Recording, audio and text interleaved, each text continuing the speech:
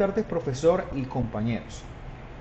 En el pregrado de Derecho, en esta asignatura de Sociología Jurídica y Criminal, mi equipo, conformado por Leonardo Forero Hernández, Olga Marcela Álvarez Sevillano y mi persona, Dustin Donado Balsa, vamos a hablar de el castigo generalizado, una mira de Foucault de la sociología criminal y el derecho penal. Sean todos bienvenidos.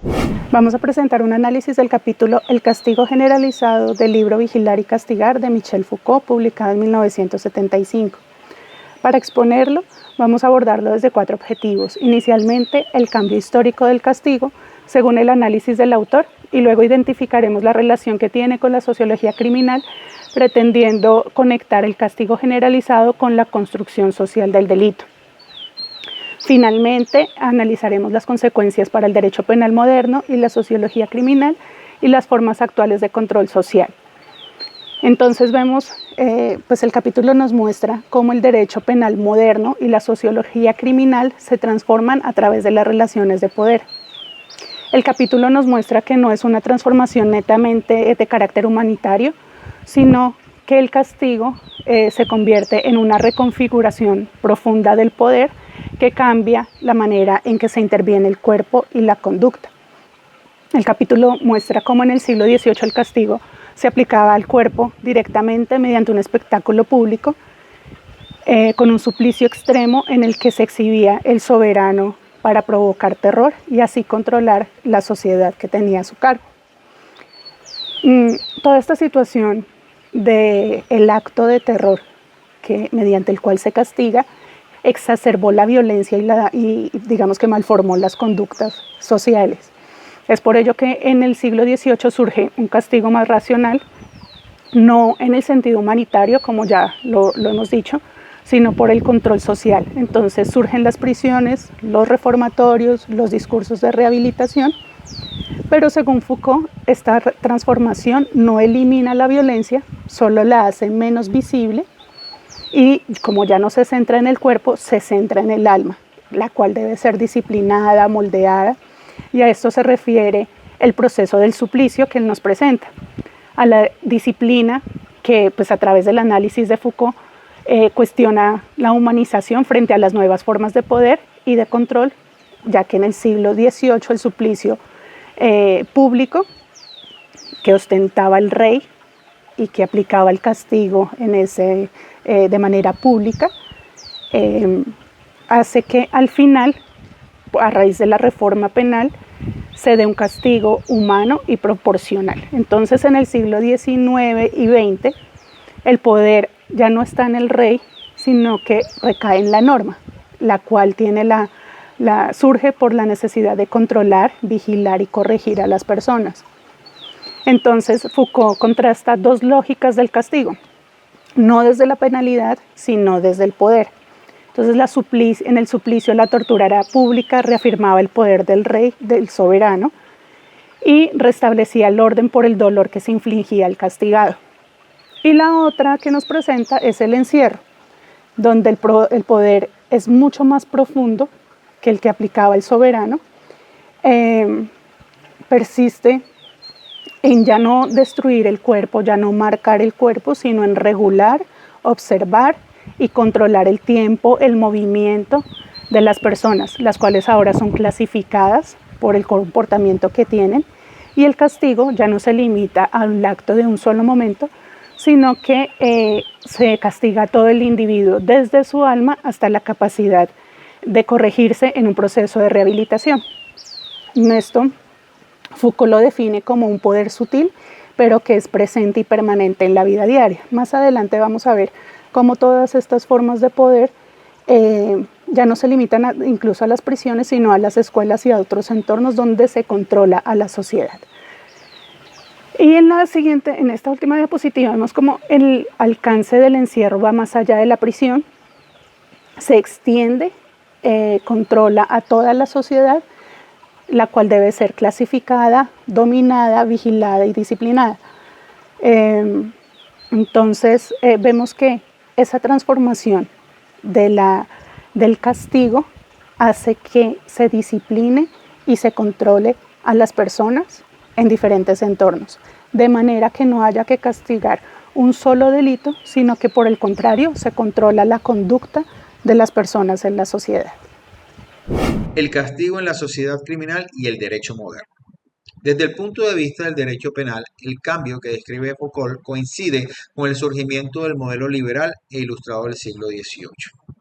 Autores como Becania, Bertrand promovieron la proporcionalidad de las penas, la abolición de la tortura y la idea de que la justicia debía prevenir el delito más que vengarlo. Foucault reconoce estos avances, pero analiza con ironía. Él dice que la benignidad de las penas no eliminó el poder, sino que lo hizo más racional, más constante y más íntimo. Ya no se castiga el cuerpo, sino el comportamiento, la voluntad y la personalidad. Esto da origen a una nueva alianza entre el derecho y las ciencias humanas. El juez ya no actúa solo, lo acompañan psicólogos, sociólogos, médicos, criminólogos, trabajadores sociales. El criminal deja de ser solo un sujeto jurídico, sino que también se convierte en un objeto de conocimiento científico. Desde la sociología criminal, Foucault critica la idea de que el castigo tiene una función moral o educativa.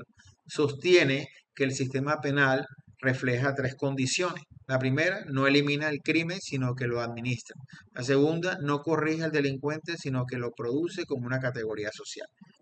Y la última, no protege a todos por igual, clasifica y controla los sectores más vulnerables. Como por ejemplo, los estudios de criminología contemporánea muestran que la mayoría de los condenados pertenecen a las mismas clases sociales, grupos étnicos o de contexto de pobreza. Esto confirma que Foucault ya intuía el castigo moderno reproduce desigualdades bajo la apariencia de justicia. Desde el punto de vista del derecho, el castigo generalizado cuestiona la neutralidad de la ley. Si todo el aparato penal se extiende a escuelas, hospitales y familias, entonces el derecho penal deja de ser solo una norma jurídica y se convierte en una tecnología social del poder. Por otro lado, tenemos los ejemplos contemporáneos de castigo generalizado. Para comprender la actualidad de Foucault, podemos pensar en tres ejemplos concretos. El primero, las cárceles modernas. Aunque se presentan como centros de resocialización, funcionan muchas veces como espacios de exclusión, donde se mantiene el control y la vigilancia permanente. Foucault diría que la prisión no corrige, reproduce el poder disciplinario. Por otro lado, la vigilancia digital. Hoy somos observados a través de cámaras, redes y algoritmos. No hay un verdugo, pero sí hay un sistema que registra cada movimiento. Es una nueva forma de castigo preventivo donde el control se ejerce incluso antes de que ocurra el delito. Y por último, en criminología y derecho penal se habla cada vez más de las poblaciones peligrosas o grupos de riesgo. Esta lógica no juzga actos concretos como tal, sino potenciales de conducta reproduciendo lo que Foucault llamaría una vigilancia sobre las almas. Cabe resaltar, la penalidad moderna abandona la violencia corporal directa y adopta una lógica semiotécnica, actuar sobre el cuerpo del condenado, sino sobre las representaciones del castigo en la mente de la sociedad.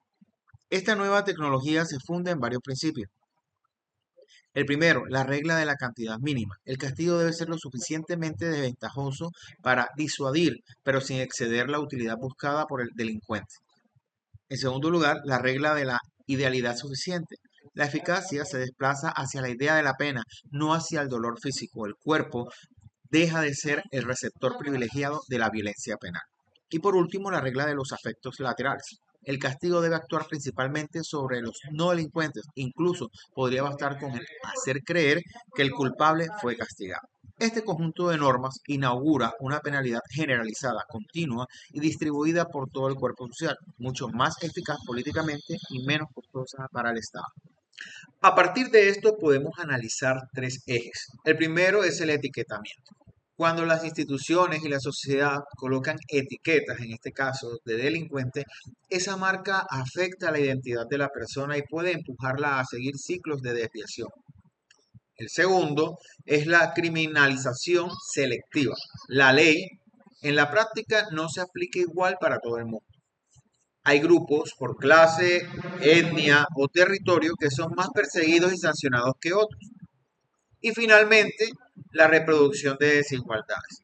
al definir qué es normal, qué es desviado y al aplicar sus mecanismos de forma selectiva, el sistema penal termina reforzando desigualdades sociales ya existentes, revictimizando y profundizando la marginalización de ciertos grupos poblacionales.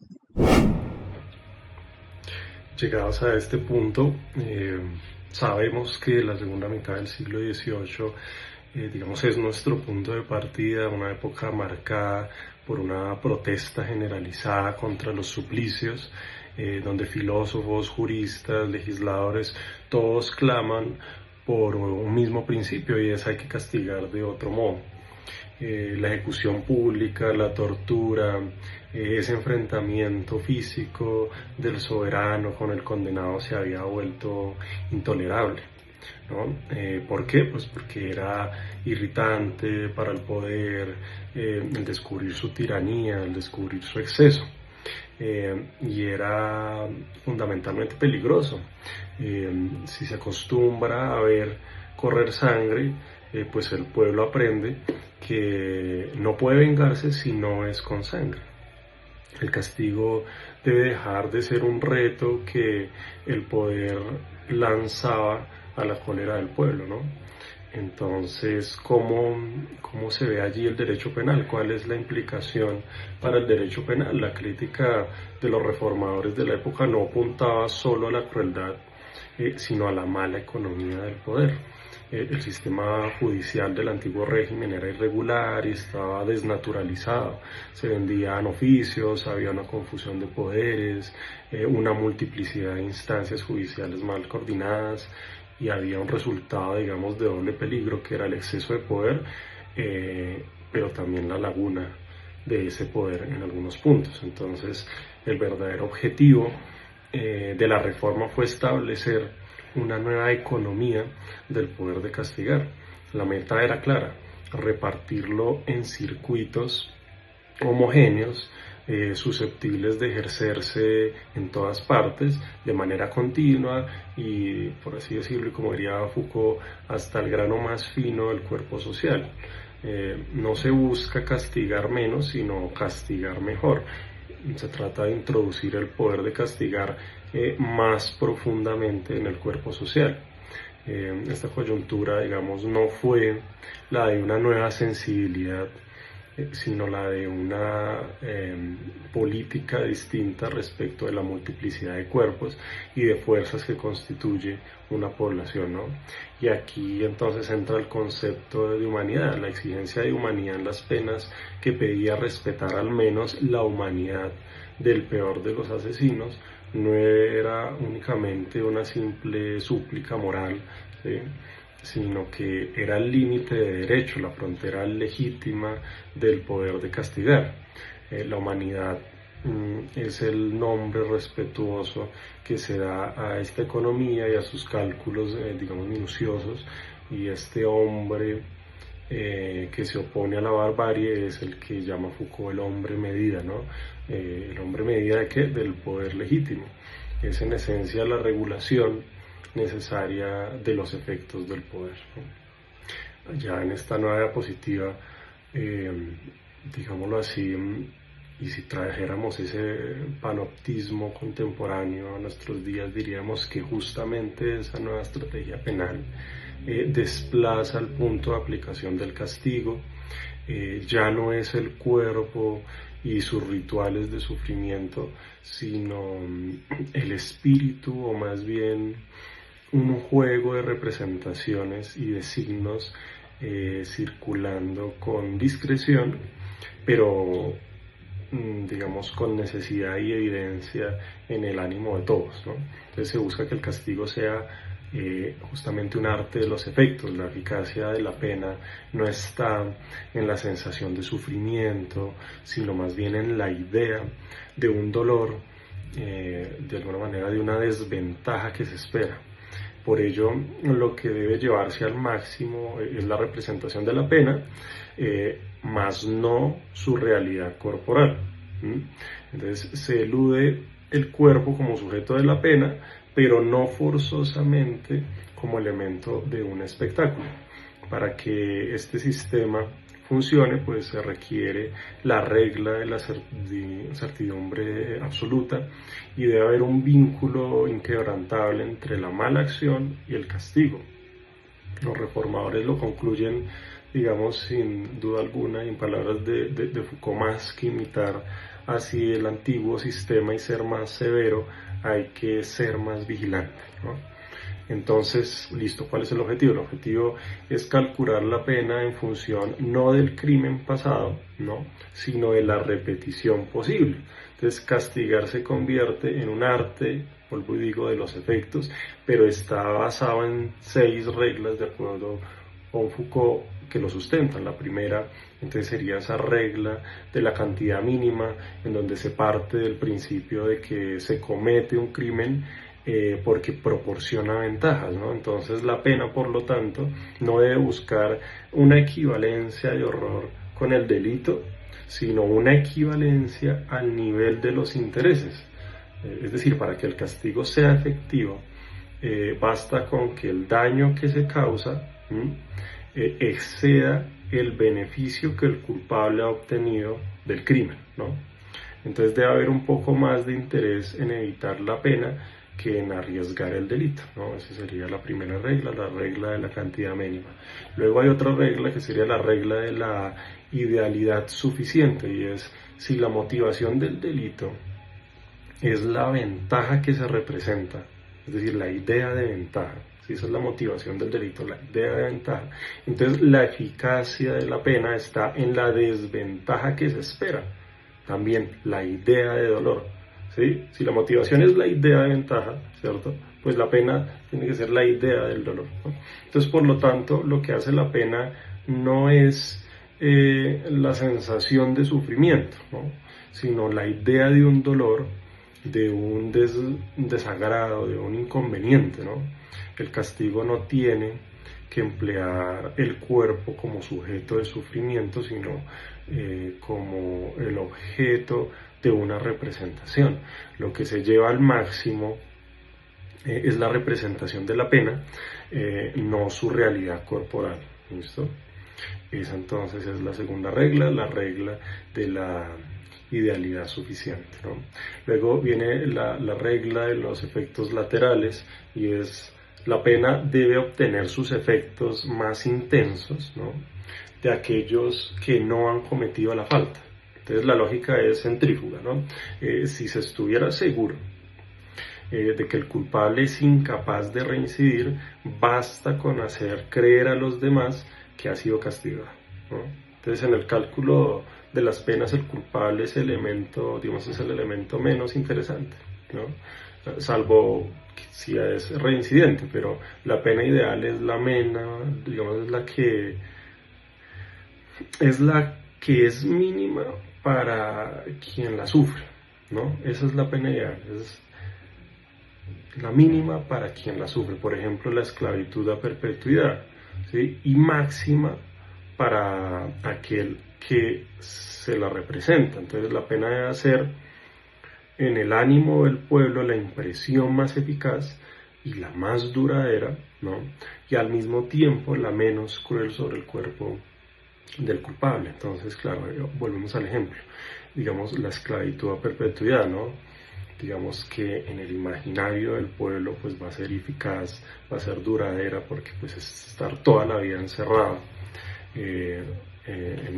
digamos, en una prisión, como ahorita sería, con trabajos forzosos que ya en este momento no se permiten, pero pues estamos hablando del siglo XVIII, entonces digamos que la idea de estar toda la vida encerrado trabajando en esclavitud pues es algo que para las personas, para el pueblo, pues es, digamos, la representación de la máxima penalidad posible, ¿no? Pero para el reo, para el castigado, pues es la mínima en términos corpóreos, ¿no? Corporalmente no va a sufrir, corporalmente, en teoría, ¿no? No va a ser sacrificado, digamos, en una plaza, quitándole todo tipo de dignidad que pudiera tener por haber hecho X o Y delito, no. Simplemente es mínima para quien la sufre, porque pues va a estar encerrado perpetuamente pero la idealización, la representación que tiene de esos efectos laterales que sería el pueblo, pues entonces es él quien obtiene los efectos más intensos de aquellos que cometieron la falta, ¿no? Esa sería entonces esa regla de los efectos laterales. Habría una cuarta, que sería la regla de la certidumbre absoluta, que tal vez es la más conocida, y es el vínculo entre la idea del delito y la del castigo, que debe ser necesario y debe ser inquebrantable. Entonces la esperanza de impunidad es lo que fragiliza todo el sistema. Esto exige entonces medidas precisas. Las leyes deben ser claras para que se puedan distinguir las acciones criminales. También deben ser públicas para que todos puedan conocerlas, deben ser depositadas en códigos, y pues digamos que los monarcas, volvemos a hablar monarcas, estamos en el siglo XVIII, deben renunciar, digamos, al derecho de gracia, ¿no? Entonces la conclusión de los reformadores es: más que ser más severo, hay que ser más vigilante, ¿no? El aparato de justicia debe unirse a un órgano de vigilancia, que sería la policía, para garantizar que cada crimen salga a la luz del día, ¿no? Y sea castigado con toda certeza, ¿no? Luego tendríamos la quinta regla, que sería la regla de la verdad común, y es como el sistema punitivo necesita un clima de certidumbre irrefutable, es decir, la verificación del crimen debe obedecer a los criterios generales de toda verdad.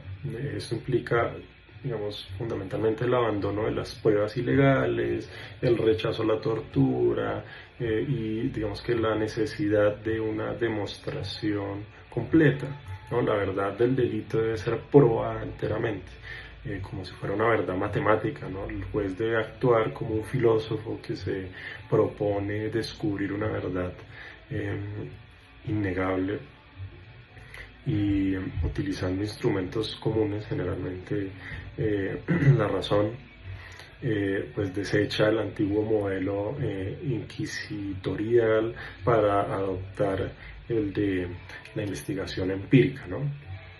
Y finalmente, pues la regla de la especificación óptima, que básicamente nos dice para que la semiotécnica no cubra todos los ilegalismos, ¿no? Se requiere un código exhaustivo y explícito que clasifique tanto el delito y que fije asimismo las penas. Entonces, pero el mismo imperativo de la eficacia obliga a ir más lejos. La pena debe tener en cuenta lo que es el criminal en su naturaleza profunda, el grado presumible de su perversidad y la cualidad, digamos, intrínseca de su voluntad. Esto exige entonces la individualización de las penas, ¿no? Hay que individualizar las penas, que se refiere a que el infractor y su índole pasada, a su modo de vida, o sea, se refiere al infractor y no solo a la intención de la voluntad del infractor. Entonces este requisito es el punto de partida donde con el tiempo el saber psicológico vendrá a sustituir también la jurisprudencia causística. Se busca constituir, digamos, un línea, como diría Foucault, de los crímenes y de las penas. Entonces, básicamente, el político también, producto de estas 6 reglas, no usa cadenas de hierro ya como un déspota imbécil, ¿no? Sino un verdadero político, un verdadero gobernante, ata mucho más fuertemente por la cadena de las propias ideas, ¿no? Esta tecnología de poder sutil que busca finalmente la sumisión de los cuerpos por el control de las ideas, asienta la base inquebrantable pues de los imperios más sólidos desde el punto de vista de Foucault. Finalmente, quisiéramos terminar un poco con una reflexión final, y es que la revolución penal del siglo XVIII pues nos deja una herencia que podemos resumir en 3 conceptos esenciales, ¿no? Primero, hay una reconfiguración del poder, ¿sí? Donde se humaniza la pena, es decir, la exigencia de humanidad impuso límites de derecho al soberano, ¿sí? Pero también reorientó el castigo hacia el individuo, ¿no? La penalidad moderna exige medir la pena no solo por el acto, ¿no? La casuística, sino por el individuo, lo veíamos en una de las reglas. Su índole, su perversidad, su reincidencia, todo eso es lo que empieza a calificarse también del individuo, y no solo de lo que comete, ¿no? Se ve nacer la necesidad de que el hombre descubierto en el criminal se convierta en el blanco de la intervención penal que se pretende corregir y transformar. Este es el punto donde el saber psicológico vendrá a sustituir la jurisprudencia casuística. El delincuente es ahora visto como el enemigo, el monstruo, el anormal, ¿no? Segundo, la vigilancia constante. La sociedad contemporánea no castiga menos, sino vigila más, o mejor. Los reformadores no buscaban suavizar la vida, sino controlarla mejor. La intolerancia por los delitos económicos aumentó, y se requirió, digamos, una coacción más rigurosa para mantener la nueva ordenación de los ilegalismos, ¿no? Entonces el control se hizo más denso y las intervenciones penales también más precoces.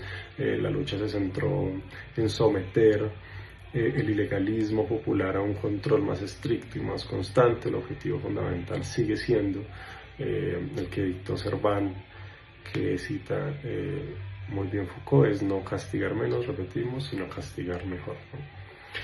Y finalmente, pues una red de control, donde la prisión solo sería como un punto visible de una red de control mucho más sofisticada que atraviesa toda la sociedad, que se llaman escuelas, fábricas, hospitales, etcétera, donde la nueva estrategia de poder fue la de una distribución que lo volviera más regular, más eficaz, más constante y mejor detallado en sus efectos. Se buscó generalizar la función punitiva, haciéndola coextensiva al cuerpo social. Esto también implicó entonces una necesidad de ajustar los mecanismos de poder que marcan, digamos, la existencia de los individuos.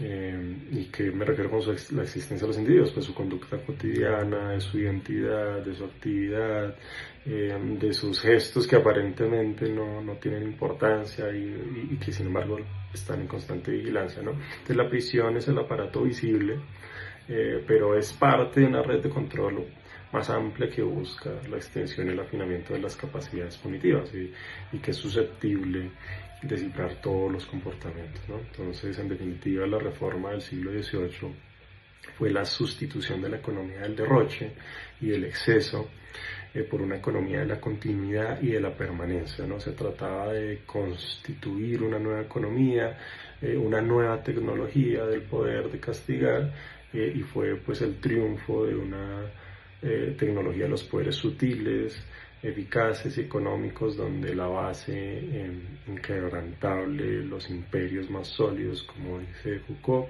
se asienta sobre la cadena de las propias ideas. ¿Listo? Gracias.